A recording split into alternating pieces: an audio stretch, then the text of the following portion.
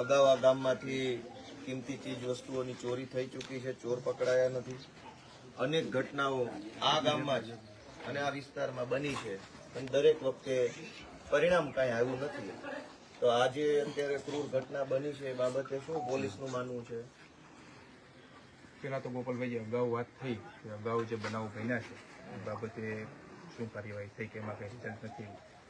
કાલે જ વાત થઈ હતી ગામજનો સાથે, CHC આપણે વડિયા ખાતે વાત થઈ હતી કે જે ભેંસ ચોરી થઈ હતી એમાં પોલીસ મહેનત કરી, આરોપી તો લાવી પણ જીવતા પશુ પણ પાછી લાવી હતી. બે ભેંસો પાછા લાવ્યા હતા આપણે. છેક બીજા જિલ્લામાં માંગરોળથી આરોપી પકડાયા હતા અને એને આપણે પાછા લાવ્યા હતા. અગાઉ જે 30 વર્ષ પહેલા જે બનાવ મને કાલે વાત થઈ, બે જણાએ મને કાલે કીધું કે 30 વર્ષ પહેલા પણ આ બનાવ બન્યો, આવો બનાવ બનેલો છે ફૂડ મર્ડરથી. એમાં પણ આપણે આરોપી આવી પકડાઈ ગયા હતા અને ગુનો ડિટેક્ટ થયેલો. આજની આ ઘટના બાબતે હું પોલીસનું આજની આ ઘટના બાબતે જે 17-18ની રાત્રે જે બનાવ બન્યો છે, મોટાભાગે પોલીસના અનુમાન પ્રમાણે જે વહેલી સવારે FSL અધિકારીનું અનુમાન પ્રમાણે જે વહેલી સવારે આ જે બનાવ બન્યો છે એ 18 તારીખે 6:22 રિપોર્ટિંગ થયું છે. એ એમના રિલેટિવ જે અહીંયા પાડોશી છે એમને જાણ કરી, ફોન ન ઉપાડ્યા દાદા દાદીએ, એટલે આ લોકો ત્યાં ગયા અને ત્યાંથી આવી રીતે ઘટના ખબર પડી. પોલીસને જાણ થઈ, કંટ્રોલ રૂમને જાણ કરી, કંટ્રોલ રૂમે મને ફોન કર્યો, અમને કંટ્રોલ રૂમે ફોન કર્યો અને 10 મિનિટમાં વડિયા પોલીસ અહીંયા આવી. એના પછી અમે FSL આ ગુનાના કામે ગંભીરમાં ગંભીર ગુનો છે એરેસ્ટ ઓફ રેરમાં અમે FSL, dog squad, fingerprint expert બધાને બનાવ સ્થળે ઘટના સ્થળે બોલાવ્યા છે અને એને પોતાના અભિપ્રાય આપ્યા છે. જે નમૂનાઓ છે લોહી મળી આવ્યું છે ઘટના સ્થળેથી લીધું છે, જે ફિંગર મળી આવ્યું છે ફિંગર લીધા છે, ડોગને સ્મેલ આપીને ડોગ ઢોળવા રોડ 1 કિલોમીટર સુધી ગયો છે. એ બધી આપણે રેકોર્ડ ઉપર અને એક્સ્ટ્રા જે 100% કામગીરી કરવી જોઈએ 100% કામગીરી એમાં કરી છે. ફિંગર મેચ થયા, ફિંગર આરોપી પકડાય એટલે પછી એના જોડે મેચ કરશું. એટલે એવું ન હોય, આપણે પોલીસ તરીકે જેટલા ગુનામાં આરોપી પકડાતા હોય ભૂતકાળમાં તમામના ફિંગર લઈએ છીએ, ઓનલાઈન લઈએ છીએ, મશીન ચાલુ ન હોય તો ઓફલાઈન લઈએ છીએ. એનો એક સેન્ટ્રલાઇઝ ડેટાબેઝ બને છે. એ ડેટાબેઝ સાથે આપણે મેચ કરીએ તો તરત ખબર પડી જાય કે આરોપી કોણ છે. હવે એ પકડાય પછી મેળવવાની ક્યાં જરૂરત છે? તો એ આખું પુરાવાના વિષય ઉપર આવી ગયું. અત્યારે તપાસના વિષય ઉપર આપણે ફિંગરપ્રિન્ટ મેચ કરવાના છે. પાછળથી જે મેચ કરશો એ પુરાવા માટે કરશો કે જેથી પુરાવો મજબૂત બને. આપણે દરેક આરોપીના ફિંગરપ્રિન્ટ લઈએ છીએ પેલા મશીન ઉપર, લઈએ છીએ બરાબર. તો એ તમે અત્યારે જે ઘટના સ્થળેથી જે ફિંગરપ્રિન્ટ મળ્યા છે એને ડેટાબેઝ જયારે મેચ કરો અને ધારો કે મેચ થઈ ગયા તો આરોપી પકડાઈ ગયો. અગાઉ એવી રીતે તો મેચ કર્યા, અગાઉ જે તમે કીધું એવી રીતે અગાઉના જે બીજા ગયા વર્ષે 2024માં એક અમારે કરફોડ ચોરી થઈ હતી, MOB માં બધો ડેટા હોય છે. એ જ કહું છું હા કે 2024માં આપણે અમારે કરફોડ ચોરી થઈ હતી, ત્યાંથી આવી રીતે ફિંગરપ્રિન્ટ લીધા હતા. એ ફિંગરપ્રિન્ટ અહીંયા આપણે મેચ થવા માટે મોકલી આપ્યા અને જયારે આરોપી મળ્યા તે આરોપી સાથે ફિંગર મેચ થયા હતા તે સમયે. એટલે મારું એ કહેવાનું છે કે અહીંયા જે ફિંગરપ્રિન્ટ મળ્યા એ આખા ગુજરાતના ફિંગરપ્રિન્ટના ડેટાબેઝ જયારે આપણે મેચ કરીએ તો ગમે એ જિલ્લાનો ચોર હશે એ પકડાઈ જશે. જરૂરી નથી ઘરફોડના અમરેલી જિલ્લાના ઘરફોડના લિસ્ટ આરે જ મેચ કરીએ તો કોઈ બીજા જિલ્લામાંથી અહીંયા આવી ગયો હોય. અમરેલીનો ઘરફોડનો ડેટા હશે, ગુજરાતનો ડેટા છે, તમામ પ્રકાર. અને જરૂરી થોડું છે ઘરફોડ કરતો એને જ ઘરફોડ કરે છે. હવે સાદી ચોરી વાળા આ વખતે નવો રસ્તો લીધો એવું બને. તો આખા ગુજરાતના ડેટાબેઝ સાથે ફિંગરપ્રિન્ટ મેચ કરો તો સંભાવનાઓ છે કે કોઈક મળી આવે, ના મળી આવે તો પાછો તપાસનો વિષય છે. અમારા ફિંગરપ્રિન્ટ એક્સપર્ટે જે તમે જે વાત કરી એ ફિંગરપ્રિન્ટ મોકલી આપ્યા છે 24 કલાક જેવું શું છે, વધીને એકાદ દિવસમાં જે કંઈ પરિણામ હશે મેં નેગેટિવ કે પોઝિટિવ મેચ થયા કે નથી થયા એ આવી જશે.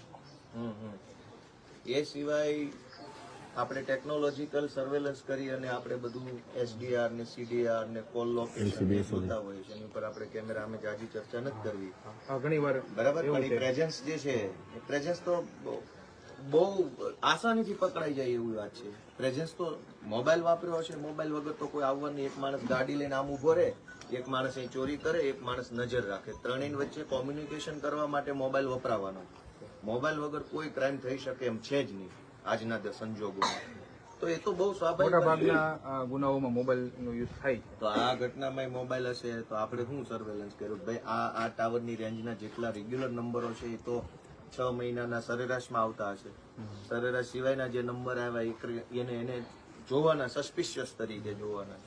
તો હવે એ બધી વસ્તુમાં કેમ કે ગામજનોની શું ફરિયાદ છે કે ક્યારેય કોઈ આરોપી ચોર ક્યાંય પકડાતા નથી અથવા પકડાય તો છૂટી જાય છે એટલે વારંવાર એની હિંમત વધી જાય છે અને પછી ગમે એવો ક્રાઇમ કરી નાખે છે. બે પ્રશ્ન મોટા છે. એક તો પકડાતા નથી, મોટા ભાગે પકડાય તો એવા બધાના ઢીલા કેસ ને ઢીલા કાગળ ને ઢીલી તપાસના કારણે ફટાફટ છૂટી જાય. એટલે ન પકડાય એ ડબલ હિંમતથી ક્રાઇમ કરે છે, છૂટી જાય એ પણ પાછો ક્રાઇમ કરે છે. શું થઈ ગયું મારું? તો હવે આમાં વ્યક્તિગત રીતે તમને કઈ કહેવાનો પ્રશ્ન નથી. તમે એક સરકારી તંત્રના પ્રતિનિધિ છો. અમારે સરકારના ટેકે જીવતા હોય, તમારો જીવ સરકાર બચાવશે. તમારાથી કઈ ન જ થાય એમ હોય તો અમારે શું કરવાનું? જે આપણે તમે વાત કરી ને ગોપાલભાઈ કે અમુક કેસોમાં આરોપી પકડાતા નથી, એવું નથી. જો ભેંસ ચોરી છે, જે ભેંસ ચોરી થઈ હતી લોકલ પોલીસ જ ડિટેક્ટિવ છે અને એ ટેકનિકલ સોર્સિસના લીધે જ ડિટેક્ટિવ છે. ટેકનિકલ જે ઘણી વાત કેવું છે ઓપનમાં આપણે બધી વાતો ન કરી પણ એ ટેકનિકલ સોર્સના લીધે લોકલ પોલીસ જ ડિટેક્ટ કરી છે. જે તમે ટાવરની જે કંઈ વાત કરી છે બરાબર. તો આ જે ઘટના બની છે, આટલી બધી ક્રૂર ઘટના બની, સામાન્ય રીતે ભૂતકાળમાં જેટલી આવી ઘરફોડની ઘટના બની એક આગેવાન તરીકે ઘણી ઘટનામાં અમે સામેલ થયા છીએ. એમાં લોકો બધા સંમત થશે. અનેક વખત ખેડૂતના ઘરમાંથી કપાસ કે મગફળીનો વેચાણ કરવામાં આવે ને જે રોકડા રૂપિયા ઘરમાં આવે પછી તરત ચોર આવે. ક્યારેક બંધક બનાવીને પૈસા લઈ જાય, ક્યારેક મારીને પૈસા લઈ જાય, ક્યારેક મારી નાખીને પૈસા લઈ જાય. એવું કાઠિયાવાડના અનેક જિલ્લામાં બને છે.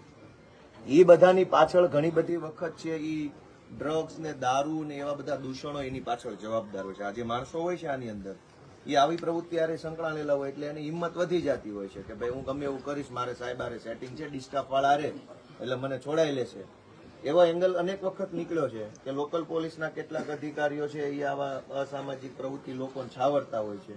અને આ કઈ આજે તમને કહેવાનો પ્રશ્ન નથી. અનેક વખત એવી ઘટના સામે આવી છે જેમાં ક્રિમિનલ માઇન્ડના માણસો હોય, વ્યાજ માફિયા હોય, બુટલેગરો હોય, જમીન માફિયા હોય, આવી નાની મોટી ચોરી ચકારી કરવા વાળા હોય, એને પાછલા બાવણેથી બેકઅપ હોતો જ હોય છે. તમે એક સજ્જન માણસ હશો વ્યક્તિગત રીતે, પણ નથી હોતું એવું ના તો કોઈ પાડી જ નહીં શકે આખા ગામમાંથી. તો દરેક વખતે ઘટનાની અંદર માત્ર ચોર પકડાઈ જાય એ વાત પૂરતી નથી. એંગલે જોવો પડશે ને કે આ ચોરની આવી હિંમત કેવી રીતે થઈ, રાજકીય રીતે કોણે સપોર્ટ આપ્યો, પોલીસ તંત્રમાં જ કોણે સપોર્ટ આપ્યો, જ્ઞાતિના લેવલ પર કોણ હતા આની પાછળ. ભાઈ આ રમેશભાઈ પકડાઈ ગયા, એનાથી તપાસ પૂરી નથી થતી. રમેશભાઈની હિંમત કેવી રીતે થઈ ગઈ કોઈનું ખૂન કરવાની? કેવી રીતે આ અવળી મોટી સરકાર, આટલું પોલીસ તંત્ર હોવા છતાંય જો કોઈ ખૂન કરીને વહી જાય તો એની પાછળ શું છે? કોઈ ડિસ્ટાફ વાળા છે, એલસીબી વાળા છે, પોલિટિકલ માણસો છે, કોઈ નેતા છે, બધી તપાસ થવી જોઈએ. એ તો ક્યારેય થતી નથી કે અવડા મોટા ગુંડાઓની પાછળ કોણ છે, કેમ એની હિંમત એવી થઈ ગઈ? ગોપાલભાઈ કેવું છે, ઘણી વાર સામાન્ય સુખાકારીની બાબત આવે ત્યારે સર્વેલન્સ, ટેકનિકલ સર્વેલન્સ કે પોલીસ પ્રેઝન્સની વાત આવે તો અમારા ગામમાં અહીંયા આપણે ઊંઝા પીપળિયા ગામમાં જીઆરડી રાત્રે રાખીએ છીએ. બરાબર, નાઇટમાં જીઆરડી હોય છે.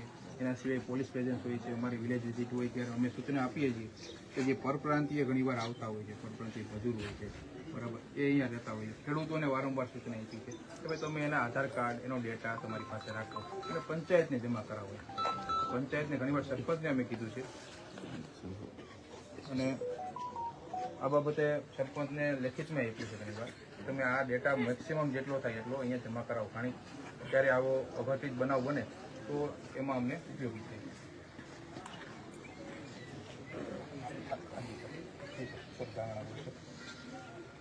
અહીંયા ઊંઝા પીપળિયા ગામે અને વિસાવદર ધારાસભ્ય ગોપાલભાઈ આવ્યા અને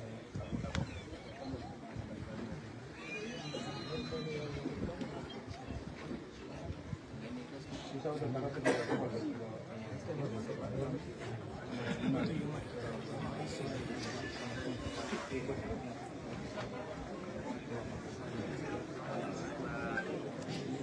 ભલે આવતો વરસાદ ભલે આવે. હા ભલે આવે.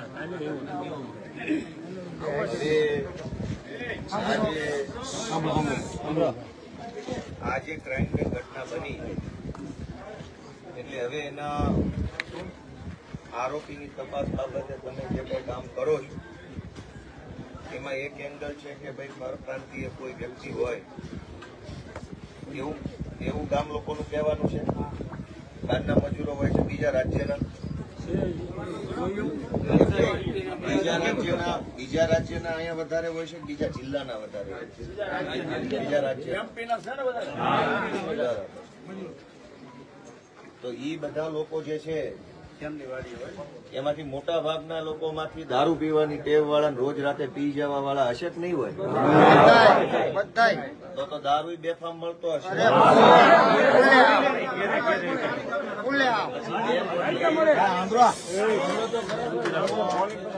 માનો કે 2 પોટલી પી જાય પછી ગમે એનું ખૂન કરી નાખે. તો જ્યારે આટલી બધી ક્રાઇમ એક નથી, સિક્વન્સ ઓફ ઇવેન્ટ છે. દારૂ પીધો છે, કોઈએ દારૂ વેચ્યો છે, દારૂના નશામાં આવી ગયો છે, ચોરી કરવાનું મન થયું છે, ચોરી કરવા ગયો છે, ચોરી કરીશ તો પકડાઈ જશે, બીક લાગી મારી નાખે. સિક્વન્સ ઓફ ઇવેન્ટ એક ઘટના નથી. દર વખતે આપણે પરપ્રાંતિ કરીને છટકી જવાનું, 2-3 ને પકડીને ફોટા પડાવીને તપાસ પૂરી કરી દેવાની, પછી નવી ઘટના થાય ત્યાં સુધી રાહ જોવાની. તો આનો કાયમી ઉકેલ શું? ગામડામાં અમારે જીવવાનું કેમ? ગામડામાં રોજગારીની વ્યવસ્થા નહોતી, શહેરમાં કમાવા ગયા, મા બાપને રેઢા મૂક્યા તો આવીને મારી નાખ્યા પોકે.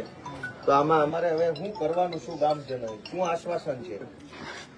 શું આશ્વાસન છે આમાં? અમારે શું કરવાનું? હવે આખા કાઠિયાવાડમાં અનેક ગઢા મા બાપ ગામડામાં એકલું જીવન જીવે, ખેતીવાડી સંભાળે, સેવા પૂજા પાઠ કરે અને શાંતિથી જીવે, એને મારી નાખે. અને આવું છાસવારે બને. બોલા કયા ગામમાં બન્યું? ક્રાકચ પાસે બાવાડા ગામમાં, ત્યાં અમરેલીની ઘટના છે જિલ્લાની. 2 વર્ષ થઈ ગયા છે. 2 વર્ષ પહેલા આવી જ ખૂનની ઘટના અમરેલીમાં થઈ ગઈ, કોઈ આરોપી પકડાણા નથી. તો હવે આ ગામમાં સલામતી શું? સલામતી શું? આ તો થોડાક દિવસ બધું લોકોમાં આક્રોશ છે એટલે તમે આવશો ને ગાડીઓ ફેરવશો ને ઓલા ખેતરે જાશો ને ઓલા ખેતરે જાશો અને બધું કરશો, રીલું બને એવો કાર્યક્રમ. પણ પછી શું? પછી તો બીજો ગમે આવીને મારી નાખશે.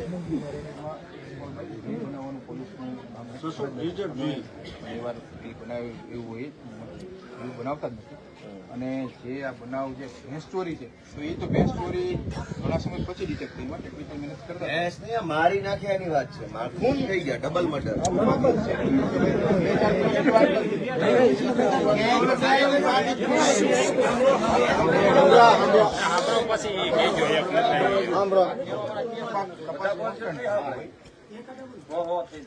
હવે આમાં ગામજનોની એક લાગણી છે કે તાત્કાલિક એટલે કે ટાઈમ ફ્રેમ ની અંદર કંઈક આનું નિરાકરણ આવે. પોલીસે એમ કીધું 10 દિવસની અંદર ગોતશું. નેતાનો પુત્રો ખોવાઈ ગયો હોત તો કેટલા દિવસમાં ગોત્યો હોય? કેબિનેટ મંત્રી કે કોઈ મોટા નેતાના ઘરે પુત્રો ખોવાઈ જાય તો આખા ગુજરાતની પોલીસ લાગી જાય છે. માણા મરી જાય તો 10 દિવસે આરોપી મળશે, કૂતરા ખોવાઈ જાય તો કલાકમાં મળશે. તો તમે ગામને આશ્વાસન આપો કે ભાઈ કેવી રીતે કામગીરી થશે, નહીતર પછી અમારે આગેવાની લેવી પડશે કે ભાઈ હવે તમારે અમને ન્યાય જ નથી આપવો, આરોપીઓ મારી ભાગી જાય, ખૂન થઈ જાય છે, પોલીસ આશ્વાસન આપ્યા કરે છે, દારૂડિયાઓ બેફામ બનીને ફરે છે. કયા દારૂડિયાને 2 પોટલી વધારે મારી જાય તો ગમે એનું ખૂન કરી નાખે છે. તો શું કરવાનું આમાં? ગામ લોકોને કાલે એ વાત આપણે મોટાભાગના થઈ હતી, ચર્ચા થઈ હતી એ બાબતે. ત્યારે અમે કીધું વહેલી તકે આરોપી પકડશે, એવું નહીં 10 દિવસમાં, કદાચ 2 દિવસમાં આરોપી પકડાઈ જાય. તો ટેકનિકલ ડેટાને અમે જે મહેનત કરીએ છીએ એના આધારે 2 દિવસમાં કે 3 દિવસમાં 4 દિવસમાં પકડાઈ જાય. પણ અમે ટાઈમ લિમિટ એવું કીધું 10 દિવસમાં મોટા ભાગે અમે જે રીતે તપાસ કરીએ છીએ એવું લાગે છે અમે પકડી લઈશું. આ વિઝિટેશનનો ગુનો છે કાયદાની ભાષામાં. ભોગ બનનારના પરિવારે એવું જણાવ્યું કે એસપી સાહેબે વિઝિટેશનના ગુનામાં આવવામાં કેટલા કલાક થયા? એસપી સાહેબ જેવો ગુનો દાખલ થયો તો તરત જ દાખલ થયો ને ગુનો બન્યો, ગુનો જાહેર થયો. ગુનો બન્યો વહેલી સવારે, ગુનો જાહેર તો 6 વાગ્યે, ગુનો દાખલ થયો 8 વાગ્યે, પછી એસપી સાહેબ આવ્યા. તો એમ એ ટેકનિકલ ભાષા મારી યાર ખોટી વાત નહીં કરવાની, એ ગામ લોકો ન ખબર પડતી હોય, મને ખબર પડતી મારું એમ કહેવાનું છે કે વિઝિટેશનનો ગુનો જાહેર થયો એટલે ગાડીઓ ભાગવી જોઈએ. વિઝિટેશન ગુનો છે, ડબલ મર્ડર એટલે એસપી નું વિઝિટેશન છે, ડીવાયએસપી નું વિઝિટેશન છે, નોંધ આવી જોઈએ. તમે આવી ગયા એ બરાબર છે, ઓકે, તમારી ડ્યુટી સારી છે, હાલો. વિઝિટેશન નું શું થયું? બધું થઈ જાય, બિસ્તરા પોટલા બધું વિખાઈ જાય, પછી એસપી આવીને ખાલી ગામ લોકોને લાગે કે આવી ગયા છે એવું થોડું હોય. તો એનો તમે ગામ લોકો નથી ખબર પડતી, ભોળા માણસો છે કે આમાં આવું બધું હોય.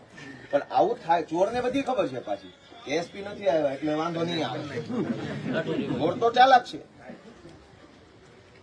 આ ગુનામાં તો અમારા ડીવાયએસપી સાહેબ અને એસપી સાહેબ તરત જ આવી ગયા, બધાને ખબર છે. આપણે જે અહીંયા પરિવારજનો છે એની ખ્યાલ છે અને જેવો ગુનો અમને જાહેર થયો તરત જ આવી હવે તમારી પાસે સાહેબ અત્યારે હાલ પૂરતી એટલી આશા રાખીએ છીએ કે મંગળવાર બુધવાર સુધીમાં આ કેસની કંઈક તપાસ ખુલે કે ભાઈ કોણ છે ને શું છે ને એની પાછળ કેવા કેવા પ્રકારના ક્રાઇમ થઈ ગયો એ એક પાર્ટ છે, ખૂન થઈ ગયું એ એક વિષય. ખૂન કરનાર માણસે ખૂન કરતા પહેલા કોને મળ્યો? દારૂ પીધો, નેતાને મળ્યો, બીજા કોઈ ટકોરીને મળ્યો, કોઈ એને ચડાવ્યો, પોલીસમાંથી સપોર્ટ હતો, એની તપાસ થવી જોઈએ. બધાનું શું માનવું છે? ખાલી ખૂન થઈ ગયું એમ નહીં, એને એટલી બધી હિંમત ક્યાંથી આવી? આપણી તો કોઈને ટાપલી મારવાની હિંમત નથી થતી. ખૂનની હિંમત આવી તો કોક તો છે એની પાછળ, તો એની તપાસ થવી જોઈએ. એટલે આપણે મંગળવાર બુધવાર સુધી આશા રાખીએ છીએ